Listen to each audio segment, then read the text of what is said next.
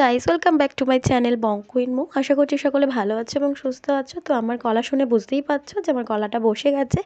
তো একঘেয়েমি ঘরের মধ্যে ভালো লাগছিল না, তাই আজ বেরিয়ে পড়লাম যাত্রা শীতলা মায়ের উদ্দেশ্যে। তো আমি এই মুহূর্তে পৌঁছে গেছি ধুবিঘাটে। ধুবিঘাট থেকে মাত্র 2-1 মিনিটের পথেই আমরা পৌঁছে যাব লঞ্চঘাট। তো লঞ্চঘাট থেকে আমরা পেরিয়েই পৌঁছে যাব শ্রীরামপুর। তো চলো ভিডিওটার সাথে থাকো, দেখতে থাকো। তো আপনারা যেখান থেকেই আসুন না কেন, প্রথমে ব্যারাকপুর স্টেশনে নামবেন। এখানে বাস কিংবা অটো টোটো যে কোনো কিছুতেই উঠবেন, বলবেন যে আমরা ধুবিঘাটে যাব। তো ব্যারাকপুর থেকে শেওড়াফুলি যেতে মাঝে ধুবিঘাট পড়ে। তো ধুবিঘাটে আসলে এই যে আমাদের এখানেই আছি, এই হচ্ছে বাস স্টপেজ। এখানে অটো টোটো বাস দুটোই দাঁড়াবে। তো ওখানে ধুবিঘাটে নামার পরেই আপনারা ওই রাস্তাটা থেকে যেখানে নামবেন সেদিক থেকে এই যে রাস্তাটা গেছে, এই রাস্তাটা ধরে সোজা লঞ্চ ঘাটের দিকে চলে যাওয়া যায়। তো চলুন আমরা এবার লঞ্চ ঘাটের দিকে এগিয়ে যাওয়া যায়। লঞ্চ ঘাটে গিয়ে তোমাদের সাথে দেখা হচ্ছে। তো আমরা চলে এসেছি লঞ্চ ঘাটের সামনে। তো এই বাস স্টপেজ থেকে মাত্র 2-3 মিনিটের হাঁটা পথেই কিন্তু আমরা ধুবিঘাট লঞ্চে চলে আসবো। তো চলো লঞ্চে যাওয়া যায়। লঞ্চে কিন্তু মাত্র পিছু প্রত্যেকের 7 টাকা করে ভাড়া পড়ছে। তো চলো লঞ্চের উদ্দেশ্যে রওনা দিই। তো আমাদের টিকিট কাটা হয়ে যাবার পরে আমরা একটু একটু করে লঞ্চ ঘাটের দিকে চলে এসেছি। এখান থেকে আমাদের লঞ্চ দাঁড়িয়েই রয়েছে। আমরা নদীর ওপর দিয়ে যে সেতুটা করা রয়েছে সেই সেতু দিয়ে এগিয়ে যাচ্ছি লঞ্চে উঠে পড়ার জন্য। তো চলো লঞ্চে উঠে তোমাদের সাথে দেখা হচ্ছে।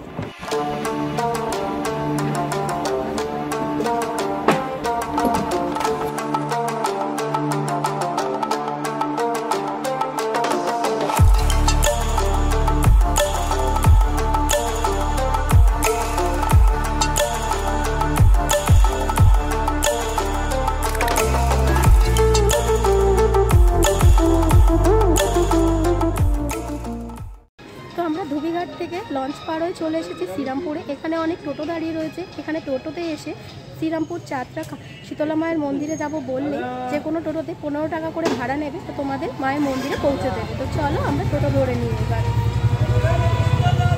তো আমরা এখানে টোটো থেকে নেবে চলে এসেছি মায়ের মন্দিরের সামনেই। তো এখানে খুব ভিড় ছিল ওই দিনকে পুজো উপলক্ষে। এই মন্দির চত্বরটায় প্রচণ্ড ভিড় ছিল বলে আমি সেভাবে তোমাদের সাথে কথা বলতে পারিনি। তো মন্দিরের আশপাশে অনেক ফুলের দোকান, অনেক ঠাকুরের ডালা সাজানোর দোকান বসেছিল, যেখান থেকে তোমরা ফুল, ডালা, এমনকি ডাব, সন্দেশ সব কিছুই তোমরা পেয়ে যাবে। এই সব কিছু দিয়ে মাকে পুজো দিয়ে নিতে পারবে। এছাড়াও মন্দিরের পাশে বসেছিল বিভিন্ন রকমের ঠাকুরের সামগ্রী, ঠাকুরের ফটো, এইসব। আর এই হচ্ছে মন্দিরের পাশের গলিটা দিয়ে আমরা প্রবেশ করেছিলাম মন্দিরের পাশের এই দৃশ্যটা। এবার চলুন মন্দিরের সামনের দিকে এগিয়ে যাই। মন্দিরের সামনে কিন্তু প্রচণ্ড ভিড় ছিল। জানি না তোমাদের সাথে কতটা শেয়ার করতে পারবো, তবু চেষ্টা করেছি তোমাদের সাথে তুলে ধরার। এখানে ছেলে ও মেয়েদের আলাদা আলাদাভাবে লাইন দিয়ে পুজো দেওয়ার ব্যবস্থা করা হয়েছিল। বাঁশের ব্যারিকেড করে দেওয়া হয়েছিল যাতে কোনো রকম কোনো সমস্যা না হয়। এখানে একটা স্ক্রিনও ব্যবহার করা হয়েছে, কারণ এখানে প্রচুর ভক্তবৃন্দ আসে। আর এই শীতলা মায়ের পুজোটা শ্রীরামপুরবাসীর কাছে একটি ঐতিহ্যপূর্ণ পুজো। আর এটি কিন্তু 200 বছরের পুরনো পুজো। আমি অনেকটা দূর থেকেই মায়ের দর্শন পেয়েছি, তোমাদের সাথেও সেই দর্শনটা করিয়ে দেওয়ার চেষ্টা করেছি। জানি না কতটা ভালোভাবে তোমরা দেখতে পেয়েছো। তো আমি তাও চেষ্টা করলাম এত ভিড়ের মাঝখান থেকেও মাকে তোমাদের দেখানোর। এখানে একটা স্ক্রিন দিয়ে দেওয়া হয়েছে যাতে পথ চলতি মানুষেরা, ভিড়ের মধ্যে যারা ভেতরে প্রবেশ করতে পারছে না, তারা যেন বাইরে থেকেই মাকে দর্শন করে নিতে পারে। দেখতেই পাচ্ছ যে অসংখ্য ভক্তের ভিড় হয়ে থাকে এই বিশেষ দিনটা উপলক্ষে। তো এখানে মায়ের পুজো উপলক্ষে 5 দিন ধরে মেলার আয়োজন করা হয়ে থাকে। তো চলুন মেলাটা একটু ঘুরে দেখা যাক।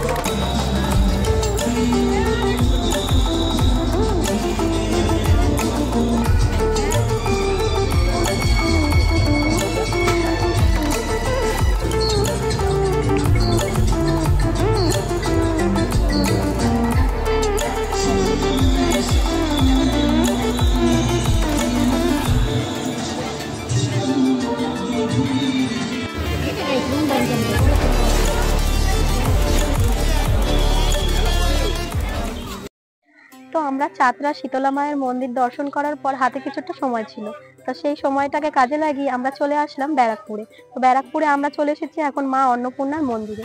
অন্নপূর্ণার মন্দিরের সামনে থেকে তোমাদেরকে দেখিয়ে দিলাম, তো চলো এবার মন্দিরের ভেতরে প্রবেশ করা যাক। তো চলে এসেছি আমরা অন্নপূর্ণা মন্দিরের ভেতরে। একই হচ্ছে বাইরের পরিবেশটা, সেখান দিয়ে ঢুকে এই যে মন্দির দেখা যাচ্ছে। তো চলো আশপাশটা ঘুরে দেখাই তোমাদের। এই হচ্ছে মন্দির প্রাঙ্গণ। মন্দির প্রাঙ্গণে অনেক সুন্দর কিন্তু চারিদিকটা খোলামেলা, সুন্দরভাবে বসার জায়গা রয়েছে। এই মন্দিরটা কিন্তু ব্যারাকপুরের অতি ঐতিহ্যপূর্ণ একটি মন্দির। এই মন্দিরটাকে বলা হয়ে থাকে দক্ষিণেশ্বরের দ্বিতীয় মন্দির রূপে, কারণ দক্ষিণেশ্বরের মতনই হুবহু দেখতে এই মন্দিরটা। মায়ের অন্নপূর্ণা মন্দির যেরকম আমরা দক্ষিণেশ্বরে দেখতে পাই, একই প্রসেসে এখানেও কিন্তু শিব মন্দিরও রয়েছে, সাথে দক্ষিণেশ্বরের মন্দিরও রয়েছে।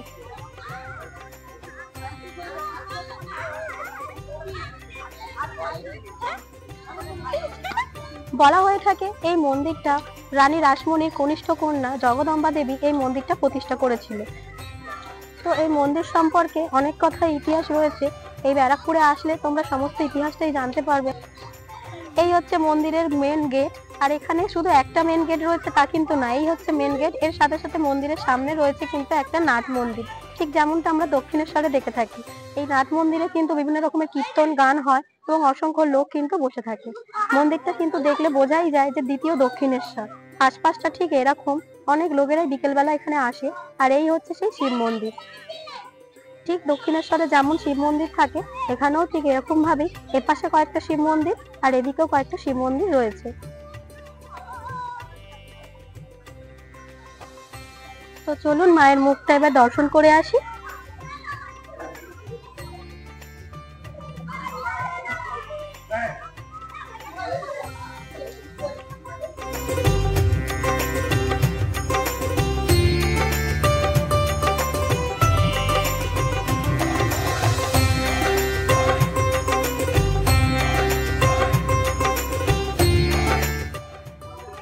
তো এই হচ্ছে নাট মন্দির। তো নাট মন্দিরের ভেতরটাও কিন্তু খুব সুন্দর। নাট মন্দির থেকে পিছনে সরাসরি মাকে দেখতে পাওয়া যাবে, ঠিক যেরকম দক্ষিণেশ্বরে আমরা দেখতে পাই। নাট মন্দিরটার ভেতরটা কিন্তু অপূর্ব সুন্দর। এখানে কিন্তু অনেকেই সময় কাটাচ্ছে এবং খুব ভালো জায়গাটা। এখানে ছোট থেকে বড় সকলকেই নিয়ে আসতে পারবেন এবং পুজোও দিতে পারবেন। বয়স্ক বাচ্চা সবার সাথে এখানে আসলে নিরিবিলিতে কিছুটা সময় কাটিয়ে যেতে পারবেন। এখানে মাঠ আছে, মাঠের ভেতরে কিন্তু অনেক বাচ্চারা খেলা করছে, বাচ্চারা বসে গল্প করছে। তো পরিবেশটা খুবই সুন্দর। এই নাট মন্দিরের বিপরীত দিকে কিন্তু রয়েছে কিন্তু 3টে শিব মন্দির। সন্ধ্যাবেলা এখানে সন্ধ্যা আরতিও হয়। তো নাট মন্দির থেকে সন্ধ্যা আরতি কিন্তু অপূর্ব সুন্দর লাগে। তো চলুন আমরা এবার নাট মন্দির থেকে বেরিয়ে যাব, বেরিয়ে আশপাশটা ঘুরে দেখবো। মন্দির প্রাঙ্গণে কিন্তু পুজো দেওয়ার পাশাপাশি ভোগেরও আয়োজন করা যায়। সকালবেলা এখানে কুপনের মাধ্যমে কুপন কেটে আপনারা দুপুরে বেলায় ভোগ খেতে পারবেন। এই মন্দিরের পিছনের দিকে কয়েকটা ঘর দেখতে পাচ্ছেন, এখানেই রক্ষণাবেক্ষণ করার জন্য এদেরই পূর্বপুরুষেরা থাকে। তো এরাই দুপুরবেলা এখানে ভোগের আয়োজন করে থাকে। চলুন এবার শিব মন্দিরে শিবের দর্শন করে নেওয়া যায়। এতক্ষণ মায়ের অন্নপূর্ণার দর্শন করলাম, তো এবার শিবের মোচন না করলে হয়। তো চলো। আর একটা কথা, আমার গলার অবস্থা কিন্তু প্রচন্ড খারাপ, একটু কষ্ট করে কথাগুলো একটু বুঝে নেবেন। তো চলুন শিব মন্দিরে আমরা চলে এসেছি, একটু শিবের দর্শন করে নেওয়া যায়। কি অপূর্ব লাগছে এখান থেকে মায়ের মন্দিরটা, তাই না?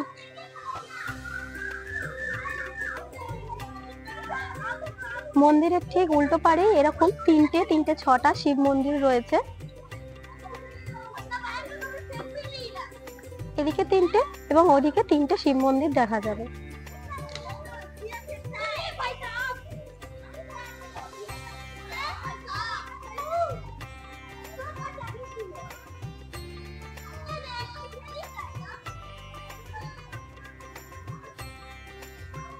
এই হচ্ছে দ্বিতীয় শিবলিঙ্গ।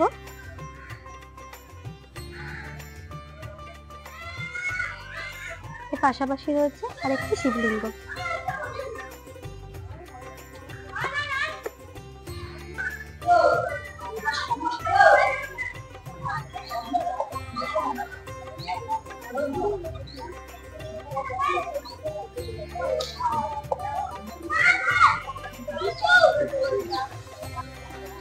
তো এই হচ্ছে মায়ের মন্দির। এই মায়ের মন্দির থেকে বেরিয়ে কিন্তু সামনেই গঙ্গার ঘাট। কথিত আছে এই গঙ্গার ঘাট থেকেই নাকি মা স্বপ্নাদেশ পেয়ে এই মন্দিরে প্রতিষ্ঠিত হয়েছে, দেব জগদম্বার হাত থেকে।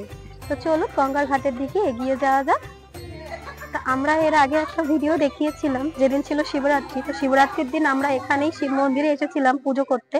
তো আমরা এই গঙ্গার ঘাটেই এসেছিলাম। তো এখানে গঙ্গার ঘাটে সবাই গঙ্গা স্নান করে শিবের মাথায় জলও ঢালে, অনেকেই পুজো করতে আসে। তো যেদিন অনেক ভিড় ছিল বলে তোমাদের সাথে অন্নপূর্ণা মন্দিরটা পুরোটা শেয়ার করতে পারিনি, তো আজ তাই তোমাদের সাথে সম্পূর্ণটা শেয়ার করলাম। তো চলো গঙ্গার ঘাটের দিকে যাওয়া যাক। এখানে গঙ্গার ঘাটটাও কিন্তু খুব সুসজ্জিত।